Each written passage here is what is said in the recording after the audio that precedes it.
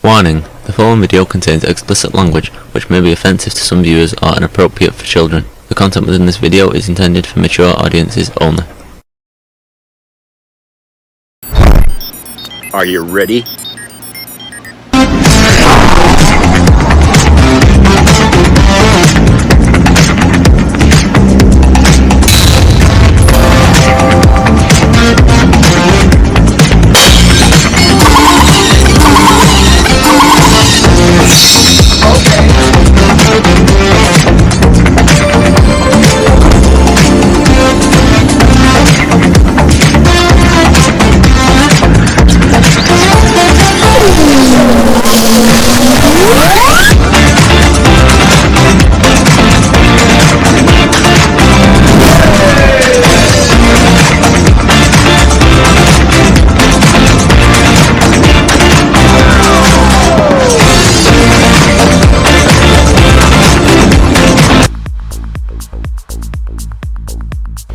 Hello everybody, it's Jeff.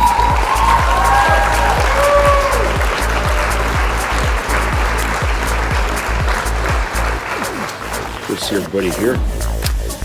Well, today is Sunday, and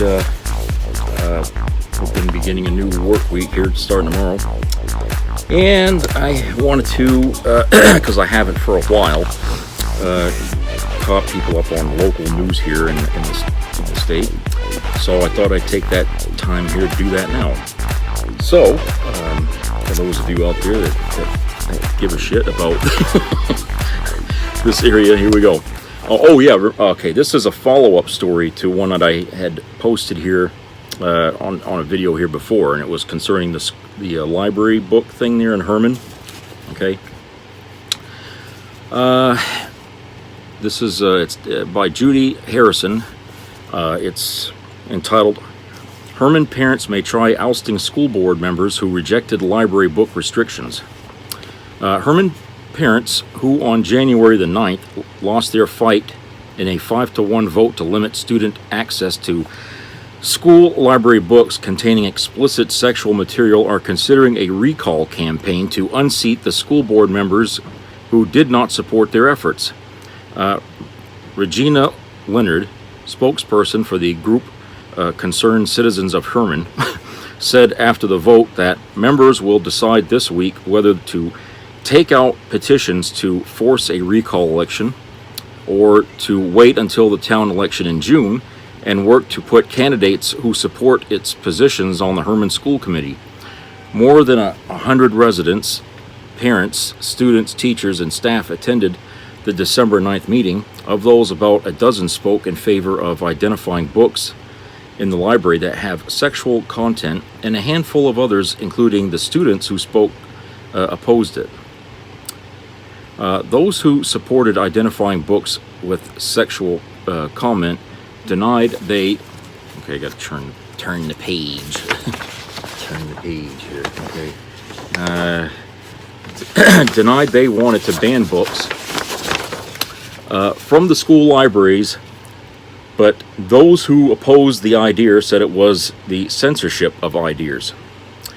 Amy Oliver Stubbs, who supports efforts to identify books with sexual content, told the board that the system for choosing volumes for the school libraries was outdated. She also thanked parents who spoke out at the meeting and had contacted the group to express their concerns. Quote, "We strongly believe that implementing age-appropriate sexual content standards will benefit the administration, teachers, and students of our district," unquote, she said. Quote, "The goal of implementing age-appropriate standards for books within our 3 libraries..." Ow! Okay. Kitty. In our 3 libraries, in order to protect children from unnecessary and potentially damaging sexual content, is an honorable one, unquote. Matthew Dawes, a junior at Herman High School, will you stop it? Told committee members that some of the books identified as having sexual content had helped classmates recover from their own traumatic experiences. He said that a book he read in middle school about how children that age react to trauma helped him understand its impact. Quote, those who have gone through trauma can read these books that can trigger that trauma or bring a sense of comfort to them, unquote, he said. School committee member Haley Kezer, who was elected to her first 3-year term in June, twice proposed sending the library book policy back to the subcommittee, reworking it with the instruction that it form an ad hoc made up of residents and staff to develop content standards for library books. Both times her motion failed for lack of a second. Kezer was the only committee member to vote against the policy as proposed. It does not include content standards. Board member Stephanie Euler, who voted against the policy last month on its first reading, voted with the majority Monday night. Others who supported the book policy as proposed were Chair Jesse Keith, Vice Chair Kristen Shorey, whose term ends in June, Debbie Colwallace, and Shannon Knowles. Christopher McLaughlin, who voted for the policy as proposed on its first reading, was unable to attend Monday's meeting. Colwallace and Knowles represent Regional School Unit 87, made up of Carmel and Levant, whose students attend Herman High School. They only vote on items that concern or include the high school. Grace Kelly and Eva Benjamin, the student representatives on the board, who may participate in discussions but may not vote, spoke in opposition to identifying books with explicit sexual content. Two members of the Herman Town Council, Daniel Haggerty and Derek Wood, spoke in support of a policy that would identify sexual content in library books. Wood said that an ad hoc committee would open channels of communication and, quote, allow both parties to outline their positions as well as to express their concerns, their fears, their expectations, and their ambitions. I do believe the school committee and the community of Herman can find common ground that promotes collaboration and a respectful approach to adopt a reasonable solution, unquote. The controversy began when parents expressed concern over a display of LGBTQ books in the high school library in late 2021, according to Superintendent Micah Grant. That brought conservative activist Sean McBriarty of Hamden to town. His alleged harassment of staff led the school department to sue him in Penobscot County Superior Court to collect damages to recoup funds the district spent on counseling and support services for staff. That case is pending. Kimberly Stewart said the controversy has divided the community. Quote, I speak for many here when I say the past year has, as a Herman parent and resident, has been unsettling, frustrating, confusing, and scary, unquote, she said. Quote, the tension in our community is palpable. We've been distracted and derailed by personal agendas external to our community, and it's done nothing but create detriment to our school district, educators, parents, and children. It's time we take our voices back and refocus on what we know to be true. Only we, the Herman community, can put a stop to this, unquote. She suggested that the school committee adopt a policy that all books be quote-unquote checked out, even if they don't have the libraries. Herman schools have a policy that allow parents to opt their children out of the curriculum material they deem inappropriate. The department also allows parents to prevent a student from checking out certain books, but not from taking them off the shelves and pursuing them. Parents also can prevent their children from using the school libraries at all. One idea some parents support would not allow students to access books in the elementary, middle, and high school libraries that contain visual or implied depictions of sexual acts or simulations of such acts, explicit or implied written descriptions of sexual acts, or visual depictions of specified anatomical areas without parental consent. There would be an exception in the middle and high schools for diagrams about anatomy in science books. Other parents have suggested a ratings system similar to the one used for movies, television shows, and video games. Members of the group said that using the suggested standards, they have identified more than 80 books, including one in the Herman Middle School library containing explicit sexual content. They presented school committee members with a copy of a report outlining their review of the library system's catalog. The books contained references to sexual activity, erotic content, explicit descriptions of sexual assault, including child rape, sexual abuse, explicit sexual activities, prostitution involving minor and or bestiality, commentary, unquote, the report said. If concerned citizens of Herman were to launch a recall effort, it would not be the first in town. Herman voters in 1999 ousted 3 school committee members in a successful recall effort. The group that led the effort cited the creation of 2 new administrative positions at an annual cost of $112,000 and the dismissal of the high school's popular ROTC instructor as reasons to unseat the 3 members. The Herman Town Charter allows 5 registered voters to begin recall proceedings by requesting in writing from the town clerk the appropriate petitions. They have 30 days from the acceptance date of the request by the town clerk to gather 25% of the number of votes cast in the last gubernatorial election. The town clerk has 2 weeks to certify the petitions after the 30-day deadline passes.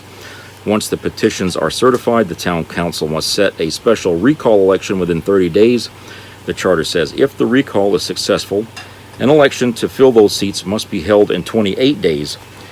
In the gubernatorial elections on November 8th, Herman voters cast 3,308 ballots, according to the clerk's office.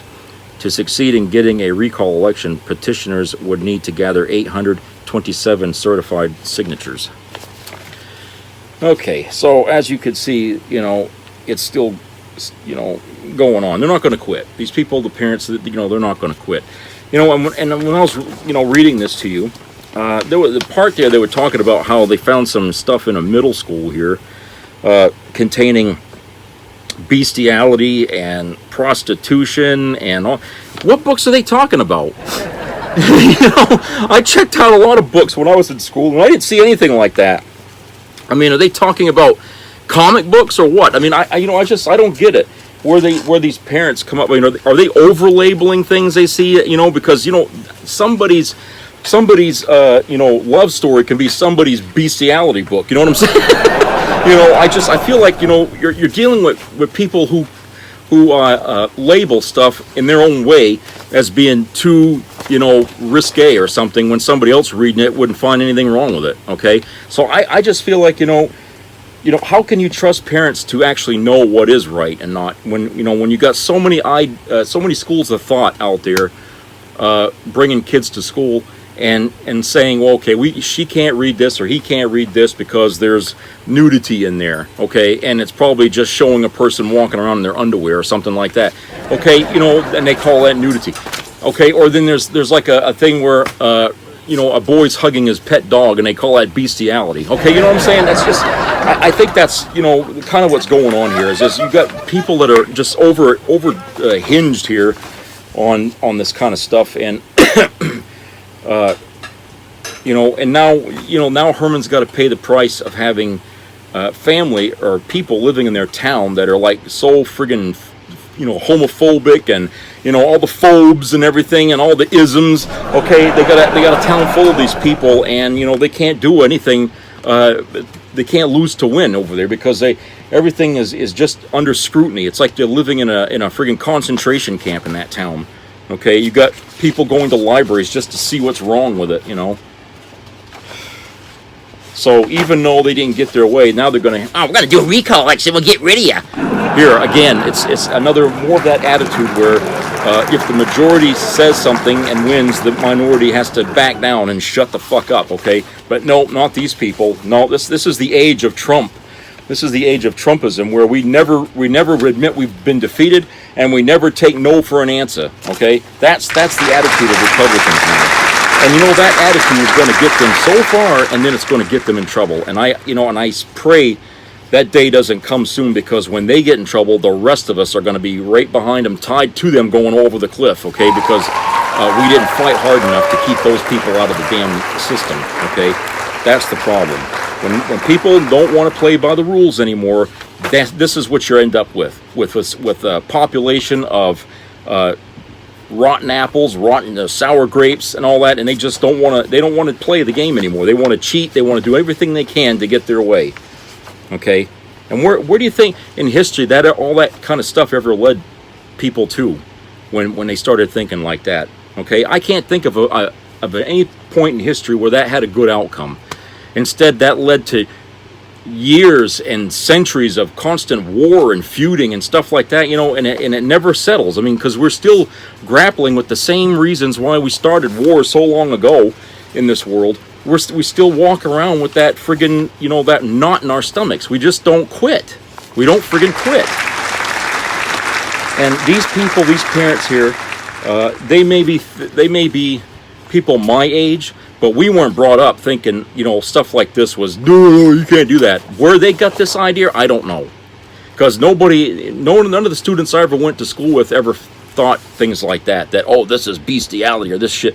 That came from later, from being an adult, and then having kids of their own, and then being paranoid about what happens to the kids. That's where that came from, okay? They didn't have enough sense to trust educators to do their fucking job, okay? When their kids come home and ask them questions they don't want to answer, okay, because, we're going to talk about sex here. No, when kids come home and they ask their parents about things, they don't want the fucking kids coming home asking. They ask, where did you hear about that? Well, the teacher said, well, we're going to the teacher. We're going to get that teacher fired. That's the attitude you get. When a teacher tries to do their job, the parents try to go and kill and get them fired. Okay? This pisses me off because, I'm a person who thinks that, when you start criticizing what's written, okay, you're just right on the next step of saying we're going to start burning books in this country. Okay? That's where we are right now. Where you're going to have people unwilling to write down stories anymore because, is it going to pass the censorship? How many words are they going to leave me to work with? It's going to be like 1984. Okay? I fear that day because, it's, I mean, look what's happening with comedians. They can't even tell jokes anymore without offending somebody. That's the way it is now with books. A person can't write a book without it pissing somebody off. Even if the book is nothing but a documentary about something or a biography. Oh, no, we can't have that in there. Jesus. This other story here on the front page of Penobscot Times. It's written by Nicole Ogrisco. Seeing that right? Yeah, Nicole Ogrisco. It's entitled Bangor Needs $5 million investment to keep up with housing demands. Okay. The Bangor region alone will need to invest about $5 million in new housing development for each of the next 5 years to keep up with anticipated demand, according to a recent study. The research commissioned by the Maine Affordable Housing Coalition suggests that as the regional population ages, more workers will need to move to Bangor and its surrounding communities, putting a strain on an already tight housing market. To meet those demands, the Bangor region will need to add an average of 300 homes or rental units each year to accommodate older adults and people moving to the area for work.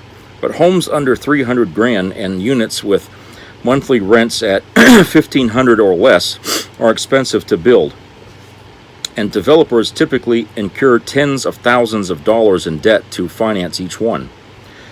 Quote, the reality is we as a state and as a nation really have underfunded housing for decades, and now that issue is really coming home to roost, unquote, said Jason Bird, the Housing Development Director for Penquis and Vice Chairman of the Maine Affordable Housing Coalition.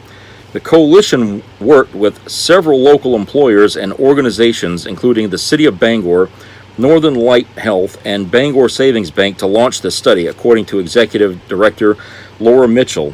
Quote, we know accessing housing is a crisis in Maine that is having an outsized impact on our most vulnerable, particularly older adults in the region, unquote, she said in an email.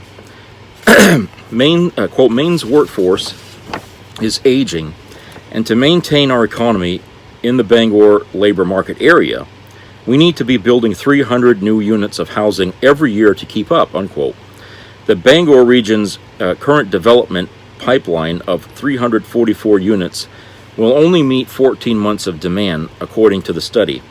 Bird said the goal of the study was to demonstrate what it would take to create a Penobscot County workforce housing fund with investments from local employers and others. The fund could cover the startup costs, such as the site development and land acquisition for specific building projects.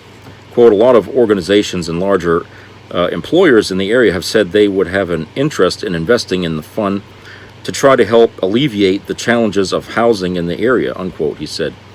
The city of Bangor is using the study as background for ongoing discussions about its plans to disperse some $20 million in American Rescue Plan funds. City councilors are considering devoting roughly $5 million in APRA funds for various housing projects.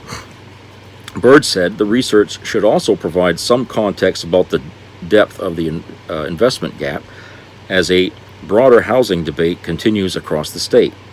Governor Mills included $30 million for housing and rental assistance in Maine as part of her 2-year budget proposal, which she released Wednesday. Okay, so there's not enough places to live around here, and the population continues to go up and up and up. I've been saying for a long time, well, not long, about 10 years, that, you know, it seems to me like there's more people living in this area now than there never has, okay? Traffic is always through the roof around here. You get accidents every day, okay? It's like living in a miniaturized version of New York City here, okay? And to me, I can't understand why people are moving to Bangor, except maybe they're getting old and they don't want to be so far away from hospitals and stuff, that maybe these people are just residents of Maine who have decided to move inward into the larger communities for, you know, personal needs and stuff like that. It may not just be for jobs, okay? Because if it was for jobs, you wouldn't be seeing help wanted all over the goddamn town here. When I go driving, you wouldn't see that at all. Okay, so apparently it's not so much jobs, it's access to, you know, getting to make life easier for transportation, because gas is up through the roof and everything, and people are going to want to move to places where it's quicker to get somewhere to get stuff, so they don't burn as much gas.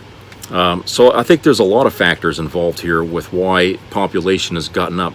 Of course, I notice there's a lot of people out of state coming into Maine, especially in the winter. It's like, of all places to want to be at this time of year, why would somebody from Texas want to drive their ass all the way up to Maine in the dead of winter, you know? So, I mean, I'm thinking, you know, there's a lot of people scouting places up here to find a place to live, like maybe to buy a house or to look for an apartment, you know, and maybe that's what it's about, is they're just people looky-looing around here. They want to move to Maine to get away from the tornadoes, the hurricanes, the extreme heat, okay? You know, that's probably what it's all about. But yeah, I mean, rents have gone up, but I'm not so sure it was because just of the fact that there's not enough housing. I think that inflation, you know, the cost of heating oil going up and all that kind of contributed to the price of rents going up, and possibly homes going up in price too, because there's such a demand up here for a place to live. And there hasn't been a lot of home construction that I can see. There's been a lot of new rents being built, okay, especially right here in VZ. We got 2, 3, 5, 6, about 7 units, new units right in right on the Chase Road. When you're going out towards Stillwater, going from VZ to Stillwater, on the Chase Road, you're going to go by what used to be a cow field, but now they're turning it into just a big place for apartments. And for a year and a half, they've been putting, you know, look-alike apartments all over the damn place over there. They got a whole shitload of them over there now. And so that's because people are moving into the area, okay? And they're nice apartments and all that, but I'm sure they're not cheap, because they're brand new buildings, and they're probably paying more than what I'm paying to stay here in this dump. Okay, so it's just, you know, it's just, you know, we're all feeling the pinch. You know, and I saw on the news here not too long ago about how people who were thinking about selling their house are staying in them, because now they can't find another house to buy because their market, you know, everybody's looking, okay? And so now there's a big movement here in this country for construction. And anybody that wants to get into construction right now is going to make a lot of money if they decide they want to do that, because right now the country is in such demand of it, not just in Maine, mind you, all across the country there is demand for new homes and stuff everywhere.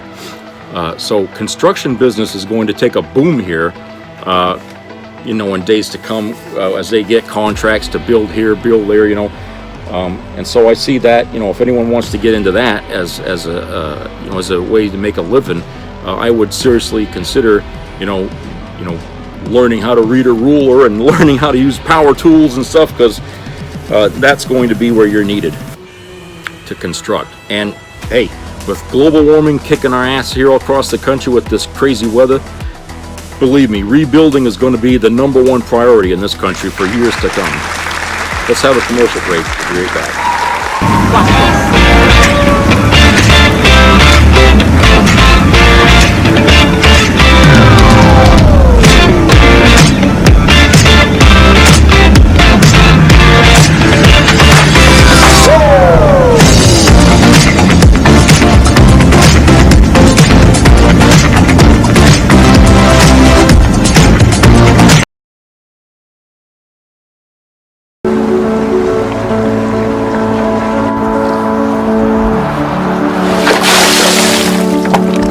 This is me.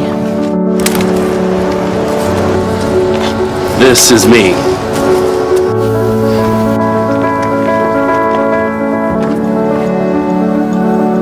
This is me!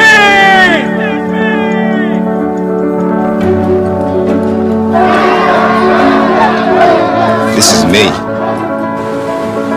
I'm Alex Curtis. I'm a lobsterman in Maine, and this is me.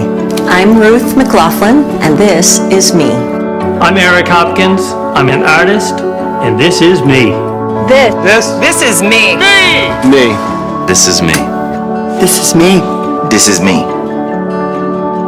At the end of the journey, the main thing is you, original.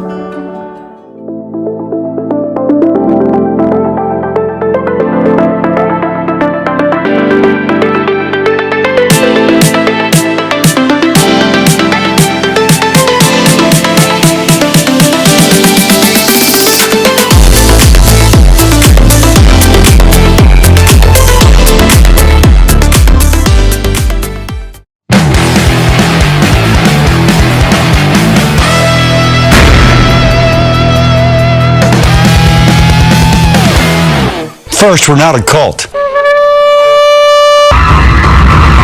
There is a demonic portal, a satanic portal above the White House. There's ketchup dripping down the wall. And all of a sudden, I feel a shot on my back, like somebody shot me. I'm not gonna cower, I'm not gonna run from you. Hey, we're gonna have kind of a sexual get-together at one of our homes. You should come. Oh my God. I was on crack. Right. Either way, you can pick up a butt plug or a dildo at Target. Celebrate Father's Day with the best meat America has to offer. I've never been an escort for Senator Ted Cruz. My pronoun is kiss my ass. My pronouns are Trump 1. My pronouns are Reagan and Trump. My pronouns are Let's Go Brandon. 2 words for you. Joe Biden is a freaking idiot. Brian, where's your build back better, motherfucker? Are you ready to be called a racist? White supremacy, which, I condone. I condemn. So you're not mad at black people? I don't care if Herschel Walker paid to abort endangered baby eagles. Stand by Herschel tonight. I am what many police officers. I have trained with the FBI. That's $20 for crute, and this doesn't include the tequila. I'm going to win the election, and I will accept that result. If they win, I should get all the credit, and if they lose, I should not be blamed at all. See that Democrat going ding? So many people voted on issues that weren't the issues we thought they were voting on. You think Princess Diana is still alive? Absolutely. There's not a lot of job market for queer pet literature. How did you know that President Trump... Well, there might be somebody else I'd prefer more. The orange M&M does appear very anxious. You can declassify just by saying it's declassified, even by thinking about it. Donald's the only boy that can straighten it out, I'll tell you that. I actually saw people trying to leave, and people leaving early even before he was done. He's still speaking now. And then they I think perhaps a little concerned that the hall would empty out too much. They actually started preventing people from leaving, so now they're no longer... Holy fuck. Were you just checking out her ass? No, I wasn't. You know what? Fuck this. Wait, babe, calm down. Oh my god. Mary, I am sorry.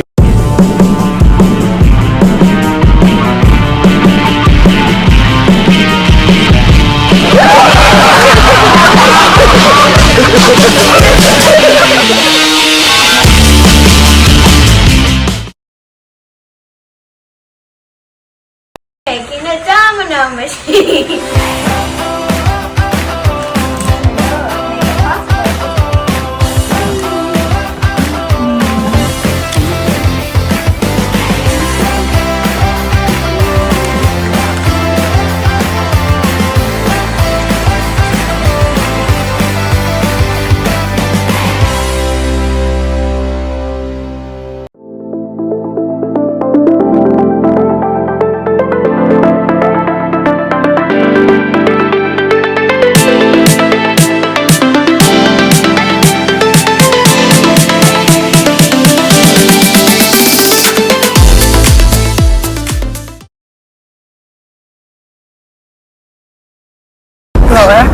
Ôi, con này.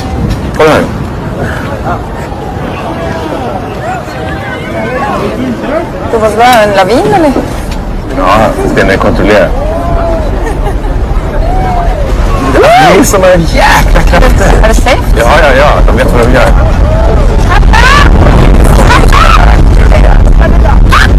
Ja, det är lugnt.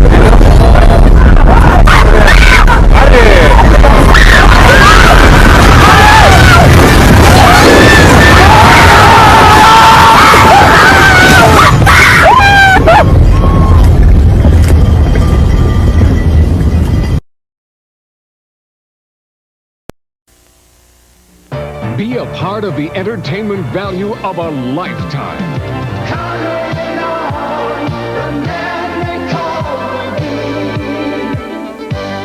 I loved it. It was the best performance I've seen in a lifetime. I loved the show. I liked it very much. He's a very entertaining man. It's well worth the money. Now appearing in Charlottetown, coming to Halifax November 6th to the 18th, and St. John November 20th through the 26th.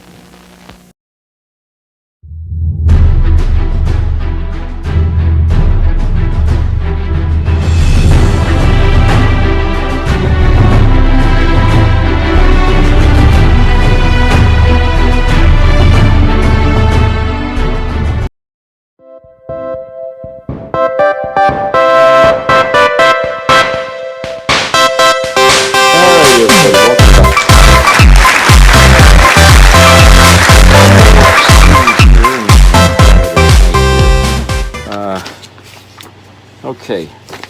First thing is, you know, whenever I hear about bipartisan anything being done in this state, like in the federal level, it's always something to note because, you know, it goes to show you how much can get done when both sides put away their bullshit and just think for once about the people they're put there to represent. There's this article here by Mike Tipping entitled Bipartisan Heating Aid Plan Passes in Augusta. As our winter gets a bit colder, some help for heating costs is finally coming. The first bill of the legislative session, an act to establish the Winter Energy Relief Payment Program to aid residents with high heating costs, passed with 2/3 bipartisan support in both the House and the Senate last week after a month of delay. The plan, proposed by Governor Mills, provides direct energy relief payment of $450 each to more than 800,000 Mainers. $40 million to reinforce HEP, which assists low-income Mainers with heating costs to make up for the increased energy prices. $10 million in emergency fuel assistance for immediate disparate needs, and $21 million for the Emergency Housing Relief Fund for emergency housing, shelters, and warming centers. The bill also bolsters federal heating assistance plans and provides greater assistance for community action agencies which are doing the work locally to make sure people get the help and security they need this winter. Now that this proposal has passed as emergency legislation, it goes into effect immediately. Mainers could start seeing checks in their mailbox as early as the end of this month. Right now, anyone who may need assistance should contact their local community action agency. As I've written previously, this proposal was far from perfect. It failed to target and tier the aid, which means some folks making almost $200,000 a year will be getting money they probably don't need, while others will still struggle with heating costs. I also believe the energy companies that have been making record profits as fossil fuel prices have risen should be shouldering some of the cost of this proposal. It's also not a permanent solution. We need to increase investment in local energy production, affordable housing, weatherization, and ongoing heating and housing support programs. After all, it gets cold every year. We also need to do more to rein in electric rates. I got an email earlier today from a neighbor who saw his Versant bill more than double to $338 with the new rate hike this month. A $450 check won't go far if we keep seeing increases like that. I'd like to know how others are faring with their power bills. Please feel free to drop me a line. All that said, this legislation represents a vital help for folks of limited means staring down the barrel of a $5 a gallon oil price or $7 a gallon for kerosene. I'm very glad it's going into effect. Another positive note from this process was hearing several of my colleagues from across the aisle speak on the Senate floor in favor of increased investment in health care and direct care workers and for far more distribution of assistance based on need, with the wealthy paying more of their fair share of taxes. I'm going to attempt to maintain my hope that it wasn't just rhetoric they were using to argue against this heating and housing aid, but represents some potential common ground for the coming legislative session. Time will tell. If you have thoughts on this or any other issue or need any assistance, feel free to email me. So you see, it's not impossible to come to a common ground here. And like I said, when two sides have to compromise to get something, everybody loses something that they wanted in it, okay? But people do gain as well, all right? So I would rather see that than seeing one side say no at every fucking bill that hits their desk, okay, just because they want to make the other side look bad. That right there is not what you call governing in America, okay? That's just bullshit, sour grapes, people acting like 2-year-olds because they can't get everything they want, okay? No, you don't. That's not how you run a country. That's not how you run a state, okay? But here we see that, people are going to get some help really quick. By the end of the month, a lot of people are going to get checks in the mail to help them with expenses. Okay, now, I remember when Governor LePage was running for another stint as governor here, and he was telling people, oh, I never would have given out all those stimulus checks from, the state budget, okay? I think that cost him the election right there, because a lot of people in Maine got a lot of help from those stimulus checks that we were getting during the pandemic and when people were out of work, okay? So who the hell is he to tell people they didn't need those things, right? He didn't know. He was living in Florida, for Christ's sake. What the hell does he care, Rotten bastard. Okay, and this thing here is a little bit of a warning for people in Maine who have seen a lot of turkeys, wild turkeys around, and been wanting to hunt them and eat them. Well, now we got a problem here with that. Okay. Study shows trends of lymphoproliferative disease among wild turkeys in Maine. And I don't know who wrote this. It's just, it doesn't say who the author of this article here is. It just gives you a title here. So I'm guessing maybe it's just somebody at the newspaper. This article comes from Orono.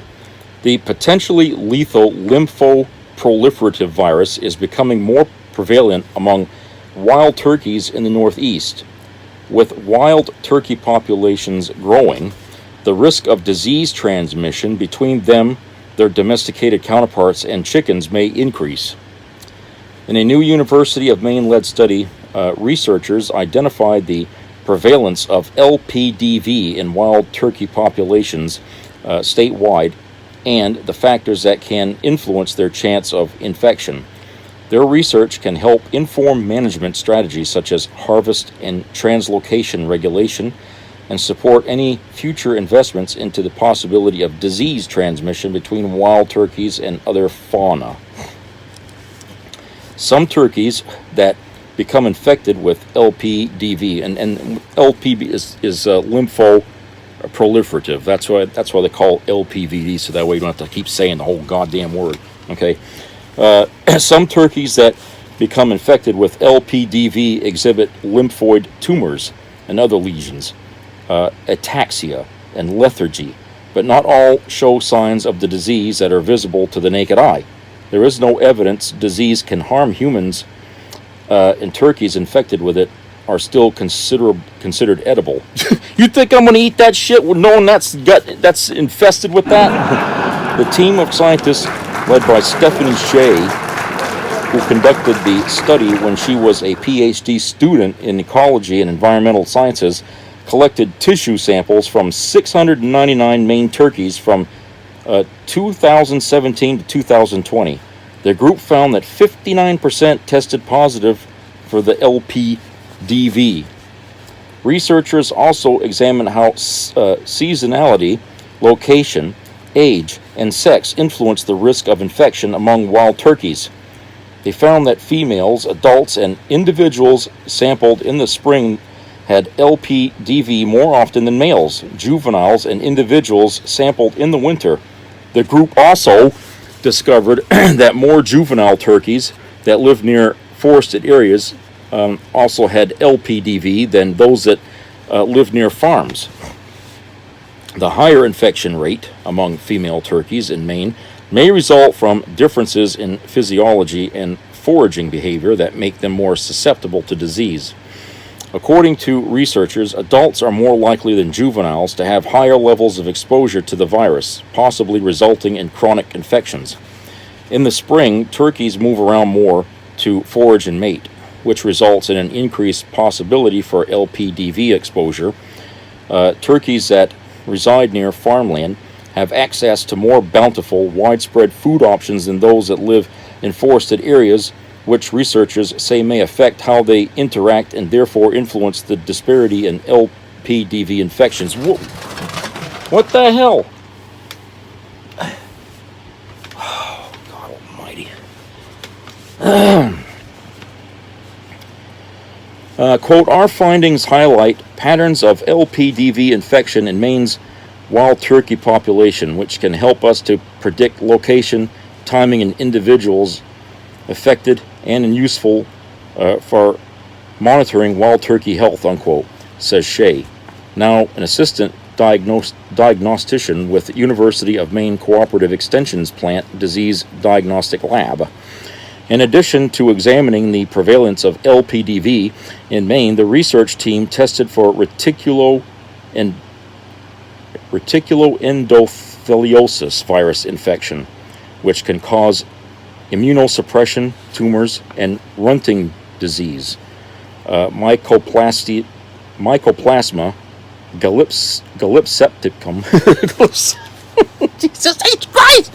You know, a lesion-causing disease that can inhibit reproduction and egg hatchability, and Salmonella pylori, which can be lethal for chicks.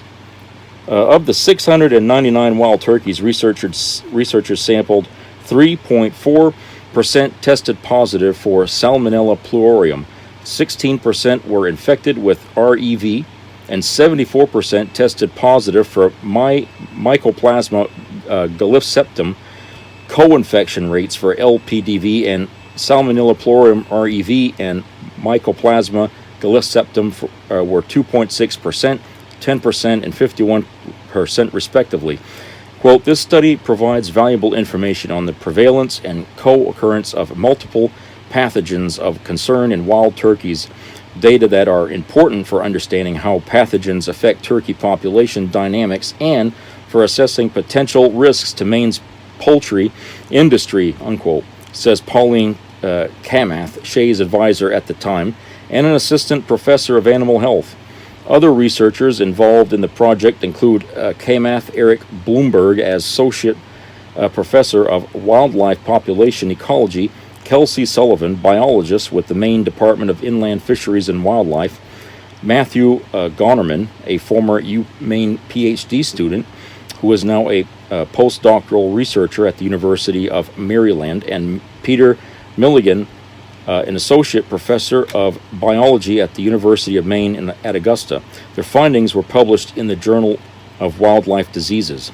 Over the years, several UMaine researchers provided deeper insight into Maine wild turkeys' populations, their habits, and the forces that threaten them. Earlier this year, a group led by Gonerman produced a study which found that turkeys adjust their movements, for example, the locations where they roost at night, in order to increase their chance of surviving the tough Maine winters.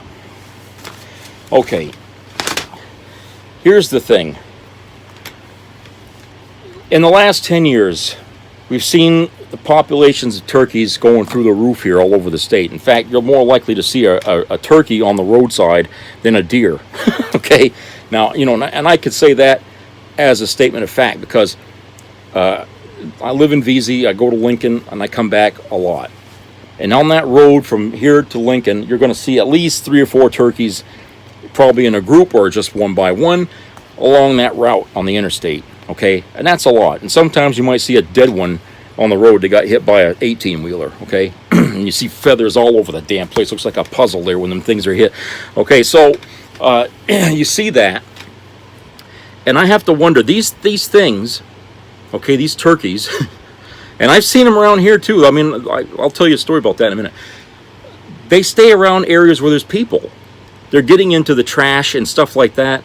I have to wonder, is the increase in these diseases because they're hanging around people more in their neighborhoods and eating stuff out of the trash and not going out into the wild like they're supposed to and foraging for their food out there? Okay, going back to what I was going to tell you, when I was living at the other apartment up the road from here, okay, I opened the door one day to go outside to go do my chores, and the turkey was standing right there in front of the door. We looked at each other for a split second like, whoa, you know. I mean, the thing was big. I mean, I've never seen a turkey that close, but it's pretty tall, you know. The head, you know, it's way up there. Well, he turned around and he ran like the friggin' Roadrunner, okay? He hauled ass out of here before I could get my camera out and take a picture of him. But, yeah, he was standing right there at the door. Now, why would he be coming up to the house? Okay, why would he be coming up there? What was he expecting to get? Was he looking for food? You know, was he thinking there was trash around somewhere he was going to get into? I have to think that, you know, maybe that the reason why we're seeing, you know, a lot of these wild turkeys getting these diseases is because they're probably picking through shit they're not supposed to be picking through. Okay, and I'll tell you, we got a dumpster behind our apartment here. Okay. And the dumpster has 4 lids on it, 2 on the side. I mean, one on each side, and 2 big lids on the top. Okay, we got those like 2 years ago. They were brand new. Well, now they're starting to fall apart. Those 2 top lids on the top, one's like kind of half caved in, so there's like a gap where you could easily see a small animal sliding under. And the 2 side doors are never closed. When people put trash in there, they're supposed to put the bag in there and close the side thing shut. So that way when the truck comes by to pick up the garbage, shit's not going to be falling out of the damn thing before it gets to the back of the truck. Because then the driver's got to get out and pick up that shit, okay? So people are supposed to close the sides of those dumpsters. So I'm thinking, well, maybe that's how these birds are getting in there, okay? Maybe they're flying into those openings in the dumpsters or something and getting into the garbage. Okay, because, you know, people throwing out food in those things, and, you know, there's cat litter in there and stuff. I mean, there's all kinds of smells and odors in those things to draw the animals in. And I've seen raccoons over there all the time, okay, skunks, squirrels even. All the little animals come over there, so why not birds? I mean, you always see seagulls flying around dumpsters all the time, especially at McDonald's there, because their food is so disgusting that only that would eat it. Okay, so maybe the wild turkeys are going into these things too and eating people food and stuff that's left over, and maybe that's how they're getting sick. I mean, so I don't know if these researchers here at the University of Maine actually considered that as being a possible reason why this is being transmitted so quickly through the wild turkey population. But I'm certainly not going to eat a bird that's got that in it, and I don't know if anybody would even put that, or even say that it's got that if they're going to eat it. Like, I mean, if you go to a grocery store and you for like Thanksgiving, you want to buy turkey there, does the people know that maybe that could have that, that LPV, whatever the fuck that is, or that kind of disease, in the meat of that? Because they just said in the same breath that, oh, it's not likely to hurt anybody if they eat it. How do they know? How do they know what the long-term fallout might be from ingesting that shit all the time? Because a lot of people eat a lot of turkey meat because it's healthier. There's not as much fat on it and stuff, and people like to cook that instead of hamburger. I mean, I cook it. I use that instead of hamburger because there's no grease in it when you're cooking that, and it's way lean. And it tastes really good, if you use it like a regular hamburger, okay? So, with more and more people eating turkey, how can we say for sure that those little viruses in the meat aren't going to eventually spawn some other demon virus here, like COVID-19 or some goddamn thing, and wipe out half the world population? How the hell do we know? I mean, do they actually look ahead with these things to see how these diseases evolve over time? I mean, can they do that? Can they figure out how, later on, if this is going to still be something that isn't going to affect us 20 years later down the road or something like that, as we still see turkeys getting infected with this thing?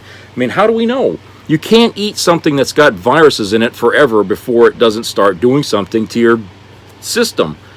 Okay? Things that are impure, even in small quantities, eventually can build up into something big. I mean, even if you drink a glass of water with just the tiniest bit of lead in it, if you keep drinking it over and over again, eventually you're going to get lead poisoning. They may not say anything about it for the first drop of that you drink. Say, oh, it didn't do nothing to you, so it's okay. How do you know? How do you know 10, 20, 30 years from now whether or not that little bit of lead that's in your water isn't going to affect you somehow? How do you know? Okay, you can't predict that. Our environment is so full of dirtiness in it, okay? It's because of the population. The world is overpopulated with people, and we're filthy animals, all of us. I mean, even wild animals know how to be cleaner than we do, okay? You ever see a raccoon washing its hands after they eat? Yeah. See, even little animals know enough about cleanliness. We don't, okay? We go use the bathroom and then we start putting our hands in hamburger, and stuff, and put them on the grill. I've seen it happen, okay? I've seen it happen. So, don't tell me that, there's no such thing as, something not affecting us now and it never will. It will eventually. If you eat enough of it, it certainly will. Too much of anything is not good for you. That much we know as a fact. Okay? So, yeah, to me that raises a lot of concern because we don't think much about it. People don't say, oh, we only eat turkey once a year. But they don't realize, how much of that in one sitting people consume on just one day out of the year, and then maybe some other parts of the year they're eating turkey byproducts or something like that they don't even know is turkey, or like sandwich meat or something, okay? They may not even be aware of it, okay? I know I eat a lot of it, okay? When I go to Subway, for a sandwich, I turkey meat. When I make my own sandwiches, turkey meat. When I cook, instead of hamburger, turkey meat. Because I'm trying to watch how much fat I'm taking in, okay? I'm fat enough as it is. I don't need any more, okay? Plus, I'm diabetic, so I have to be doubly cautious about what the hell I'm eating, okay? So I eat turkey and lots of vegetables, okay? I try to keep my stomach full so I'm never craving anything I shouldn't eat, okay? That's the way you got to be. You got to keep yourself full all the time. full of something, full of shit. You know, that's the way you got to do it, okay? If you're trying to diet. If you're an eater, then eat stuff that's got no fat in it and won't do a damn thing to you. Just eat and fill yourself up with carrots. You know, you fill yourself up with green beans and you know, lettuce, all that stuff that, you know, has no fat. Just shove it right down your throat until you're so full that you can't even think about eating anything else, okay? You won't even crave that donut. You won't even look at that friggin' cake, okay? Because you're going to be so full, you know, with everything else you've been eating that, you know. So that's what you do. But that's what I've been doing, is I just eat that stuff because it's healthier. But now, after reading that, you know, now I have to wonder about the turkey I'm going to be eating now. Is that going to be safe anymore? You know, am I going to get sick someday from eating that shit, you know, because I eat so much of it now? You know, one time I was eating a ton of cucumbers, okay, because some fucking asshole doctor said, well, you don't eat cucumbers, you don't eat more vegetables, but eat cucumbers. So I was on this obsession with eating cucumbers. I was bringing them home by the boxes here, eating them every friggin' day by the bowl, okay? What happened when I ate too much of that? Diverticulitis. The friggin' seeds from the goddamn cucumbers was hurting my intestinal tract, okay? What happens is seeds gets into the little pockets in your intestine and they stay there, and it inflames where they're sitting. Before you know it, you feel like you got a ruptured appendix. I mean, it hurts like sin. I mean, it's crazy. And I went to the emergency room one day because the pain got so bad, and they did an x-ray, and they said, well, from what we could see here, it looks like you got, you know, diverticulitis here. And they said, what have you been eating? I said, I named off some things, and cucumbers. They said, yeah. How much cucumbers you eat? And I said, oh, I eat a lot because I'm trying to lose weight. He says, well, I think that's your problem because you're eating all the seeds that are in it, okay? You know, if you're going to be eating cucumbers, you got to core the seeds out, you know, because the seeds, if you eat too many of it, it's the same thing with strawberries. You eat too many strawberries, the same thing will happen there. And so he wrote down a list of what I was supposed to do, and I had to take I had to drink this stuff here every day to kind of clear it out. After a while, it went away, but there was a lot of things I couldn't eat in the meantime until it was cleared out, and one of those was the cucumbers, and another thing was peanuts and strawberries, anything that had seeds in it, essentially. Okay, I had to stop eating that for a time, but I'm fine now. But I learned a valuable lesson about that, that too much of anything, even if they say it's good for you, can do damage eventually. And that's why that right there worries me about that turkey. Alright, so that's it for today, and I hope everybody has a great work week coming up here. So please subscribe and comment. I'd like to hear from you. And keep your ears open for COVID-19 news that's local. I hear that there's more cases increasing in the hospital, so apparently we got another flare-up. And treat each other nice out there, okay? No fighting, as my mother would say. Stop your fighting. And I'll talk to you guys later, so take care, everybody. Bye-bye.